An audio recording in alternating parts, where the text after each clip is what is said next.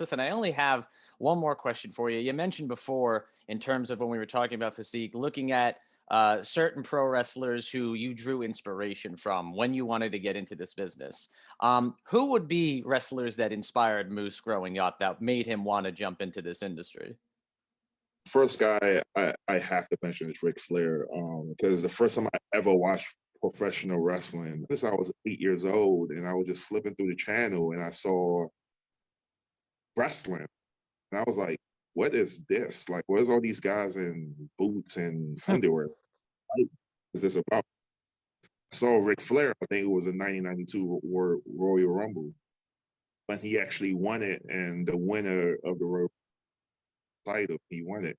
And ever since that day, I fell in love with professional wrestling. I fell in love with Flair, and so I couldn't name anyone without first starting off Flair because he's the one that actually got to professional wrestling. Then you got guys like Lesnar, Triple H, Psycho Sid. I was a huge Psycho Sid fan.